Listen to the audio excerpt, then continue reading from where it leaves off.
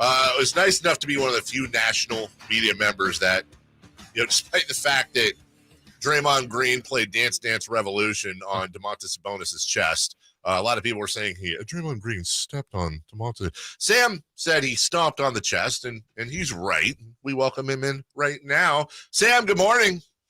Good morning, boys. What's going on? Nothing. Slow news day. Celtics Hawks. That's all we've been talking about all day, Sam. What a series. Indeed. Trae Young really has to step it up. Big day for Trae. Yeah. Ice Trae. No. Yeah. Tell me, where are we at? How are we feeling? All right. So obviously games tonight, but I want to get some perspective from you because, listen, we're in this 16 years. Things are crazy. Is this whole kerfuffle going on with Draymond and Sabonis and the media in the Bay and here and back and forth? Would you rate this as semi-normal for a competitive playoff series? Is this something that happens every year and we just don't experience this, or is this one of the better ones? Weird. You're going to have to unpack that a little for me. The media component, the player team component, which layer are we talking about? Okay, so the player component actually has been, I think, fairly quiet. Yeah. I'm talking more about the media going back and forth, the social media going back and forth between fan bases. This seems high-strung, but then again, we haven't been here, so I don't know. No, I think it is. I think it's partly the proximity is the issue. If I could get on my high horse for a minute, it's honestly – I'm finding it incredibly annoying for both sides when it comes to, I got friends and colleagues in both of these markets in a pretty deep kind of way. And I think everybody needs to just get back to covering the series. Excuse me. And the social media stuff is just silly. And it's funny because you guys know I'm from the Bay, but I've been here a long time. So I feel like, the guy, the kid from the divorced family, like, hey, everybody get along here, calm the hell down, cover the series. I mean, the series is great. The Draymond stuff we've seen before when it comes to his career, and then you add in, I don't know what direction you guys wanted to go today, but to me, man, like the Joe Dumars subplot is wild. When you talk about his recent history with the Kings and his personal history with Draymond and all those years of Kiki Vandeweghe being the one from the NBA who would kind of lead the way on these tough discipline decisions. And so here comes Joe with his first big time decision in this job. Yeah. And it's a guy that he's got a lot of connections with and a team he has a lot of connections with. I was surprised by the ruling, but we'll see what happens tonight. That was kind of the tone the Warriors had. I think they had the messaging sounded right to me, Sam, from the Warriors, where they said, look, we were surprised. We didn't think he would be suspended, but then we have to move on. We're already on to game 3. What's the plan? How do we win without him?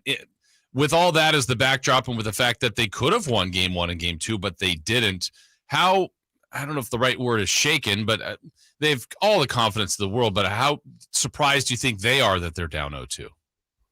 I think they're pretty surprised, especially because, our John Hollander had a good piece like he always does breaking down the number side of this series. And it's like if you take the emotion away and some of the highlights and the lowlights and the optics away and you just look at the data, the Warriors have shot significantly better than the Kings. They've checked a lot of boxes that typically lead you to victories. Now, the Kings are winning the possession battle by a pretty serious margin, and that's been a big factor. So, the Warriors, the part that I didn't see coming, I think very few people saw coming. And that does make some of their talking points right now. Well, I shouldn't say their talking points. Some of their media's talking points a little hollow is the idea that you can't go from, well, the Kings aren't ready for this physicality and the Kings aren't ready for the playoff stage. And then suddenly you're looking at it going, well, they've been more physical than the defending champs and they've played playoff basketball better than the defending champs in the first 2 games.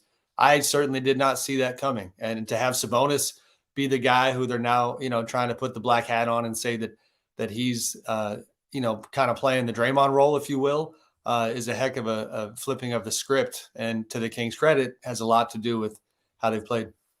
Sam Amick of The Athletic joining us. I want to go back to Joe Dumars real quick. Now, Sam, I'm biased. I wear it on my sleeve. Please push back. I know you would anyways. But when I read the Joe Dumars subplot, now I know on one hand, he and Draymond had a history. Draymond said he's like a father figure. Obviously, they've been very, very close with that, the Michigan connection and all that. And on the Sacramento side, as I understand it, he didn't leave on bad terms, but it's not like it was, this is a guy that effectively, correct me if I'm wrong, kind of tried to pull a coup on the front office, was rebuffed, and then went to the NBA when he couldn't get control of the team and when Monty wasn't going to report to him. And I believe he's being fair, but if you want to go conspiracy theory, am I wrong for saying if he's going to be on any side, it would have been on Draymond's? And I think he's being fair, by the way. No, and that's where, to me, it's just a split because you can send this thing either direction. Your logic is fair. The way the story went down, according to everybody I spoke to, you hit it on the head. And I think that's probably, as an aside, why I won't be getting a Joe Dumars interview anytime soon. Right. But on the Draymond side, and I try to put myself in other people's shoes. If I'm Joe, I'm telling myself, listen, if you don't suspend Draymond, then he opens himself up to the perception that he's going easy on a friend. You know what I mean? So he was kind of, it's 6-1, half dozen the other. And so I'll call that a wash. And I think for me, I know you guys, I'm sure, have talked about the incident for, the entirety of yesterday's show and today's show, but it really is. I talked to the league yesterday, what he did with the fans. Dave and Jay, you've hit on it a lot on your show. That was a big thing. Because, by the way, Joe Dumars was not personally part of Malice at the Palace, but Detroit ties and all those things. Jumping up on the bench wherever Draymond was, and just that intensity. And I heard you the other day, Dave, talking about MMA fight energy versus basketball energy. I was relatively close to where Draymond was and felt that same thing. And all it takes is one person on either side to do something. Yep. I will say, to Draymond's credit, this didn't get really reported, but man, you talk about how it could have been worse. Yeah. After the game, I'm going down to the press conference, and I was very surprised that when I hit the hallway near the Warriors locker room, I see Draymond in full jersey walking to his media. I thought we wouldn't see him for the rest of the night. I didn't think he would do media. And as you guys know, I really think the Kings need to fix this. They have that little intersection where a bunch of fans flood out of the building by the visitors' locker room where the players are often around. Draymond is walking through there, and a Kings fan who's probably only 15 feet away from him, like at the top of his lungs, calls him an effing dirtbag twice. Wow. Extremely loud. I'm literally sitting there thinking to myself, because I'm 10 feet behind Draymond, like you'll laugh. I was thinking, like, all right, if he turns, and I like Draymond, like, I might tackle him, like, right, or try, or try and get destroyed. But I was looking at that environment going, man, like he did. So to Draymond's credit, he didn't even turn, didn't do anything, didn't react. But that side, that kind of vibe, the league can't have that. And I want to piggyback on that. If we're handing out credit to Draymond, to be fair, I was also quite surprised, and this hasn't really been talked about too much, that after all the shenanigans that he pulled after the stomping that you just alluded to, when he finally did get tossed, he exited the floor in a very timely fashion. Yes. Straight. I did not have that one in Vegas at all. And as you know, a lot of times that had he, started taunting the crowd again, that's where you start getting stuff thrown down and it could be coming. That's where I really thought it was going to get crazy, Sam. I was braced for that, and he just ran right off the floor. So I will credit him for that. No, I agree. Apologies if that noise is coming through. Yeah, are you getting text messages, Sam? Yeah, they're like flooding through in a. Did something just break? Fashion. No. Oh, okay. It's this. We have our whole podcast network has a relentless group text that is going nuts. Wow, that's exhausting. Right. Yeah, well, it's usually muted, just not on my laptop. Gotcha. Yeah, not only that, Dave. If you remember, Zach Zarba was the one giving him the news, and he even gave Zach a little pat on the shoulder and acted as if they were good, and then he was on his way.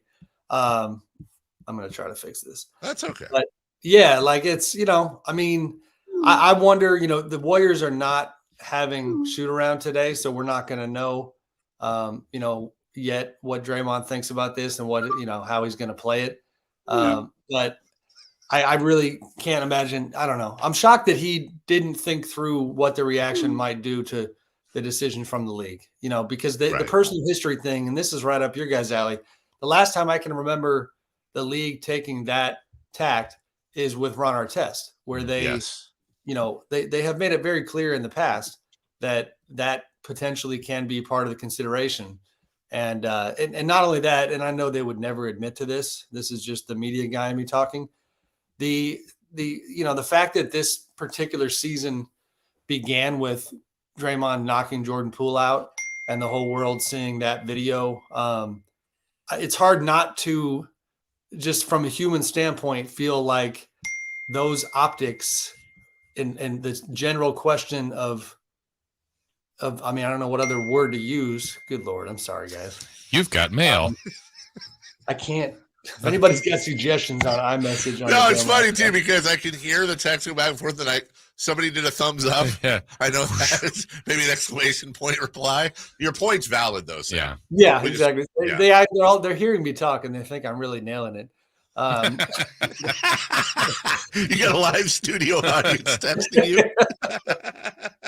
But like the question of violence, and I don't love that word because I'm not trying to be hyperbolic. Sure. Because because nothing that happened in game 2 was violence, but the danger and the idea that we have seen, and I know Draymond is always going to be pissed that the world ever saw it, but we have seen what it looks like when he does lose it.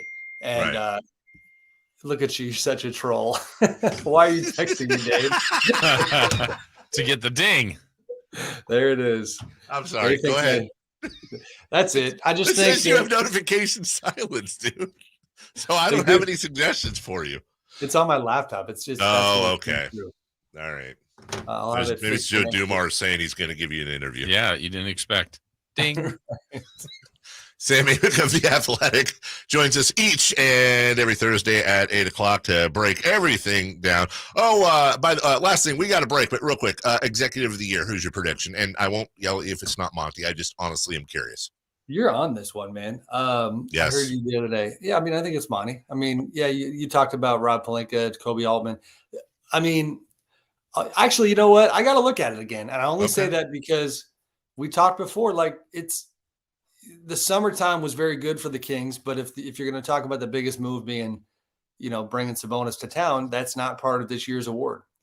You know what I'm saying? Like from a timeline standpoint. And that's where, like, could I see, I don't know. I mean, the Cavs obviously made their big move.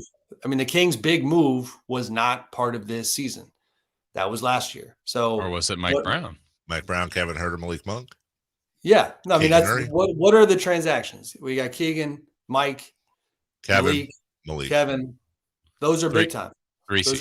Kessler Edwards. So I know we don't. Yeah, of course. I mean, first of all, I forget Alex Len's contract status, but Alex Len right now coming in. Yeah. The Cavs, Donovan Mitchell in the summer. That's part of the timeline. The Lakers with all their Ruiz and Vanderbilts and all those guys. The only way Monty loses it is if people look at it and say the one that truly moved the needle and truly sent them roster-wise down the right road was the trade that everybody killed.